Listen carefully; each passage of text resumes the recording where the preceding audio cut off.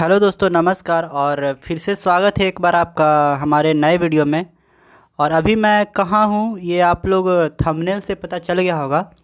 मैं अभी नालंदा खंडहर, बिहार पटना के पास जो नालंदा खंडहर है, मैं अभी वहीं पे हूँ और इसको अभी पूरा एक्सप्लोर करूँगा।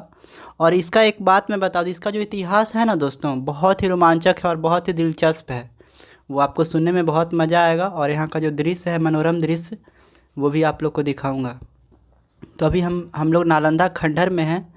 और नालंदा खंडहर तो अभी इसका नाम पड़ गया है क्योंकि पहले ये बहुत विश्वविद्यालय था, बहुत बड़ा विश्वविद्यालय था। ये ऐसा विश्वविद्यालय था पूरे विश्व का जो मतलब हॉस्टल्स हॉस्टल्स मतलब पूरी तरह से सुविधा से लैस ये पूरा था कि जो भी छात्र आते थे उनको हॉस्टल्स और रहने का और पढ़ने का पूरा सुविधा यहाँ पे।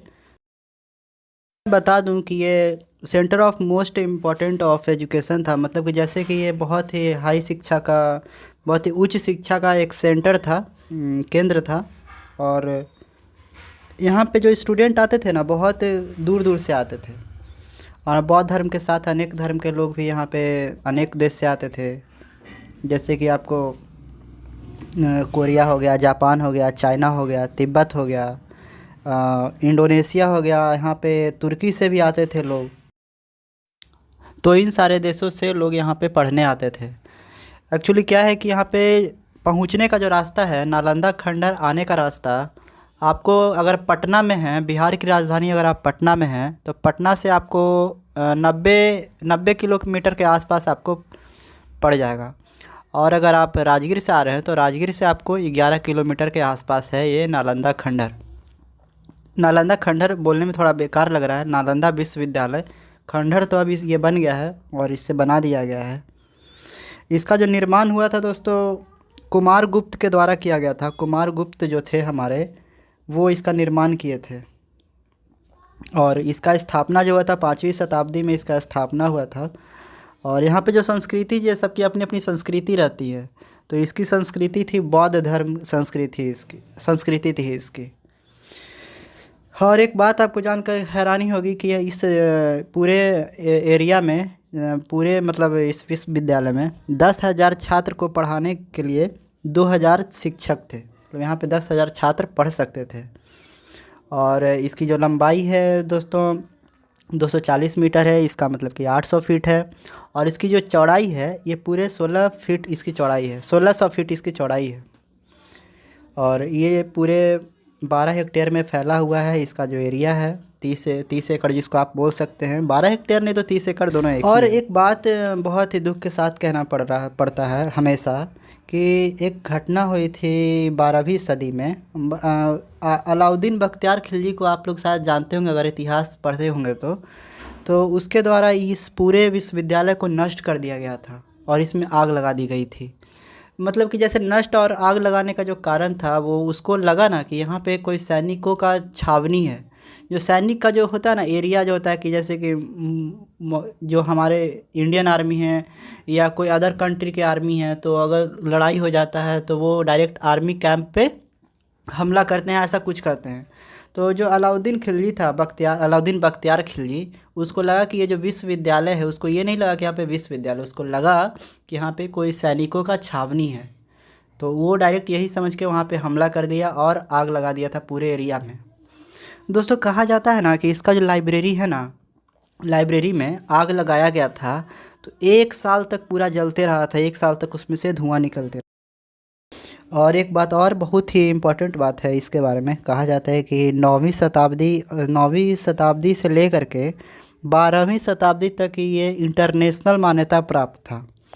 इसको मतलब जैसे कि बहुत मान्यता प्राप्त होता है, जैसे आजकल के स्कूल जो हैं सीबीएसई बोर्ड से मान्यता प्राप्त रहते हैं, कोई बिहार बोर्ड से मान्यता प्राप्त रहते हैं। तो ये जो विश्वविद्यालय था पूरे इंटरनेशनल से मान्यता प्राप्त हुआ था इसको, 9वीं शताब्दी से 12वीं शताब्दी तक। इसका जो परिसर है, इसका जो पूरा एरिया है, ये पूरा बहुत मोटा दीवाल का तो चौड़ाई तो नहीं बता सकता हूँ अभी कितना चौड़ाई था। वो पूरे दीवार से इसका पूरा चौड़ाई, पूरे एरिया को चौड़ाई से मतलब घिरा हुआ था, उसके बीच में था ये परिसर पूरा इसका। और इसका जो यार्ड रहता है, और इसका जो एंट्री गेट था वो बस एक ही था। और कहा जाता है दोस्तों कि यहाँ पे जैसे कि होस्ट एडमिशन करवाने किसी स्टूडेंट को अगर यहाँ पे एडमिशन करवाना होता था तो वो बहुत ही मुश्किल एग्ज़ाम दे करके अंदर आते थे। जैसे कि 3 एग्ज़ाम होते थे उनके टोटल। 3 एग्ज़ाम में से सबसे पहला एग्ज़ाम होता था जो द्वारपाल होता है, गेट पे जो गेट कीपर रहता है, वो पहले उसको एग्ज़ाम लेता था स्टूडेंट का। उसके बाद अंदर में सबसे दो तरह का एग्ज़ाम लिया जाता था जो बड़े बड़े टीचर रहते थे उनके द्वारा, आचार्य के द्वारा। तब फाइनली जा कर के इसमें एंट्री मिलता था दोस्तों। तो इतना आसान भी नहीं था एडमिशन करवाना, आखिर इतना बड़ा विश्वविद्यालय जो था। और ये जो अभी मैं आप लोग को दृश्य सब दिखा रहा हूँ ये तो कुछ भी नहीं है, तो बहुत ही मतलब कि बहुत ही मामूली सा दृश्य है। ये बहुत मतलब बहुत कम है, इससे कहीं और भी बड़ा ये था, बहुत बड़े एरिया में था। जब नष्ट किया गया उसके बाद ये मिला है खोजने पे, और खोजने पे मिला है। और इसकी खोज किसने की तो ये भी मैं आप लोग को बता दूं, अलेक्जेंडर कनिंघम एक हैं, कोई हैं ब्रिटिश शासन में, अलेक्जेंडर कनिंघम थे, वही इनको इस विश्वविद्यालय को ढूंढे थे। तो अभी इतने हार्ड एग्जामिनेशन के बाद यहाँ पे एडमिशन होता था। और ये देखिए यहाँ पे क्या हुआ था कि अभी मैं आप लोग को बता दूं कि बताते बताते मैं आप लोग को भूल गया कि यहाँ पे क्या हो रहा है, ये भी बता दूं। यहाँ पे जैसे कि हम लोग घूम रहे थे अंदर में इसके परिसर में, तो एक गार्ड साहब आए, बोले कि टाइम हो रहा है बाबू चले जाओ बाहर। सच में टाइम हो रहा था, और टाइम एक्चुअली 5 बजे तक शायद बंद हो जाता है ये परिसर पूरा। तो हम लोग को बाहर जाने के लिए ये लोग बोल रहे थे, तो अभी हम लोग बाहर निकलेंगे थोड़ी देर में। सारे गार्ड से यहाँ पे थे और देख रहे थे जो जो लेट कर रहे थे उनको बाहर जाने के लिए बोला जा रहा था। तो अभी हम लोग बाहर जा रहे हैं, बाहर निकलेंगे, आप लोग को दिखाते हुए भी निकलेंगे, बहुत कुछ अभी दिखाना है इसमें। और जैसे कि मैं गया था अचानक से बिहार शरीफ गया था, तो वीडियो देखिए ये सब जो है ना, ये सब इतना मोटा मोटा दीवार है। किसी में हॉस्टल्स के रूम होंगे, किसी में क्लासरूम्स होंगे। करीब करीब इसमें 300 रूम्स थे, स्मॉल रूम। तो 300 में से आपको हॉस्टल्स और क्लास दोनों मैच करके आपको 300 रूम थे इसमें।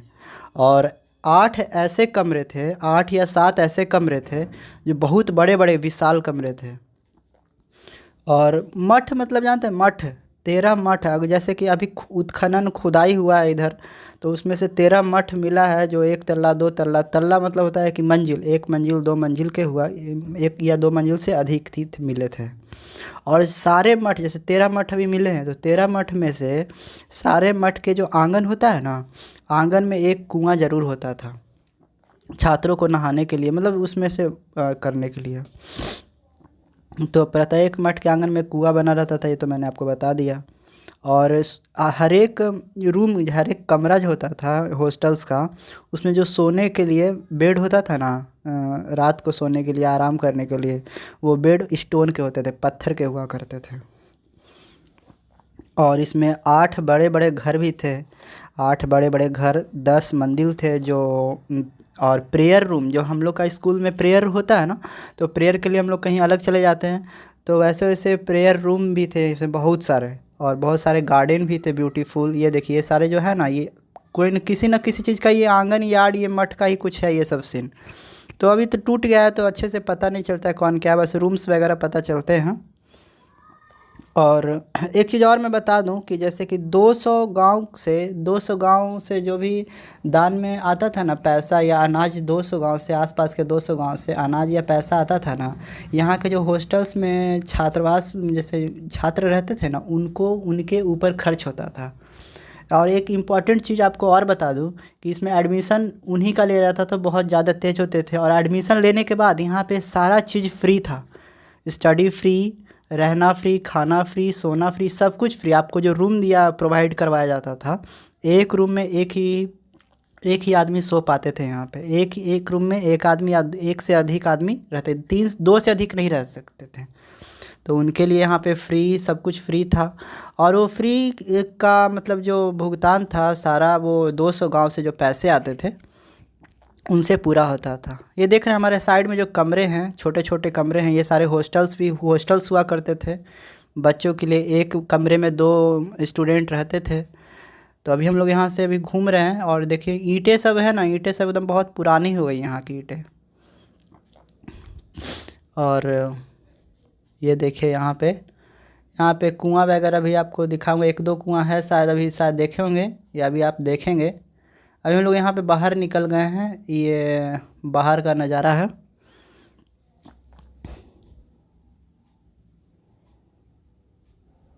बहुत सारी इसमें झीलें भी थी। झील मतलब होता है कि जैसे कि छोटा छोटा तालाब जैसा रहता है ना, उसको झील बोला जाता है। तो वो मतलब कि जैसे कि मान लिया पढ़ते पढ़ते स्टूडेंट का ये हो गया, मतलब उब गए या उबाऊ टाइप के हो गए, तो जा कर के आप गार्डन में घूम लीजिए, थोड़ा सा तालाब के किनारे घूम लीजिए। बहुत बड़ा था, जितना मतलब मैं बोल रहा हूँ उससे कहीं ज़्यादा बड़ा था, और जितना आपने देखा ये बस 1/3 हिस्सा है मात्र। बगीचा भी बहुत सारा है।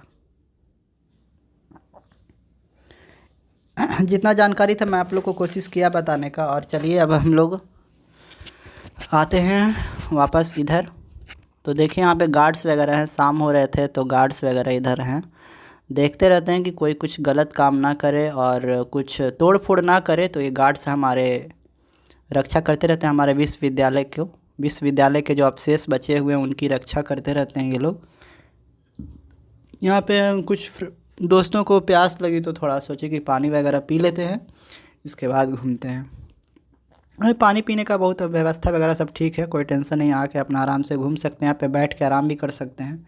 पार्क जैसा बना हुआ है, देख रहे हैं पेड़ सब है, ग्रीनरी बहुत अच्छा है यहाँ का। तो हमारे साथ वीडियो में बने रहिएगा, फिर मिलते हैं आपसे आगे। ये शायद कोई मठ है। मठ के पास देखिए ये आंगन में मैंने बताया था ना कि कुआं है, तो इसी कुएं के बारे में बात करता है। ऐसा ऐसा बहुत सारा कुआं है, हर एक मठ में एक कुआं रहता था जैसा मैंने आपको बताया। ये रॉड से अभी ढक दिया गया क्योंकि कोई जानवर या कोई आदमी इसमें गिर ना जाए, क्योंकि इधर तो बहुत ही सुनसान एरिया है। लेकिन देखा जाता है हर एक गार्ड जो हमारे रहते हैं हर एक कॉर्नर में जाकर देखते हैं कि कुछ नुकसान तो नहीं हुआ है ज़्यादा। दीवारें बहुत ज़्यादा मोटी मोटी दीवारें हैं। हॉस्टल्स, रूम्स अभी बहुत बहुत ज़्यादा इसका जो भाग है ना दोस्तों, ये ज़मीन के अंदर दबा हुआ है। ये छोटे छोटे कमरे हैं। कमरे बहुत बड़े बड़े हैं, लग रहे हैं कि छोटे छोटे। बहुत सारे कमरे हैं, करीब करीब 300 कमरे हैं जैसा मैंने आपको बताया था। 300 कमरे हैं, उसमें से हॉस्टल्स भी हैं, क्लासरूम्स वगैरह थे। और 8 कमरे जो बहुत बड़े बड़े हैं, 8 कमरे हैं जो तो पता नहीं किधर हैं, लेकिन उधर ही हैं। ये बहुत सारे लोग हैं, आसपास के स्थानीय लोग जो घूमने आया करते हैं, और दूर दूर से भी आते हैं लोग अभी घूमने। देश विदेश से भी लोग घूमने आते हैं। ये भी एक देखिए छोटा सा कमरा है, कमरे के अंदर मैं हूँ अभी। ये एक देखिए नीचे जिस पे मैं अभी खड़ा हूँ, ये बेड टाइप में इसको यूज करते थे। और अभी हम लोग निकल रहे हैं यहाँ से बाहर। शाम हो गया था ज़्यादा, तो गार्ड ने बोला कि अब बाहर निकल जाओ, ज़्यादा टाइम हो रहा है, क्योंकि बंद होने वाला था। तो हम लोग बाहर निकल रहे हैं। तो दोस्तों कैसा लगा आज का वीडियो और जानकारी, और हमारे साथ इस वीडियो में बने रहने के लिए आपका बहुत बहुत धन्यवाद दोस्तों। और अपने इस भाई के चैनल को सब्सक्राइब कर दें। और हमारा वीडियो अगर थोड़ा सा भी अच्छा लगा हो, जानकारी हमारी थोड़ी सी भी अच्छी लगी हो, तो प्लीज़ सब्सक्राइब कर दें और लाइक कर दें वीडियो को। आपका एक लाइक और एक सब्सक्राइब से हमारा बहुत बहुत ज़्यादा मोटिवेशन बढ़ता है। तो चलिए मिलते हैं आपसे फिर से नेक्स्ट वीडियो में। तब तक के लिए अपने दोस्त को इजाज़त दीजिए। तो बाय बाय।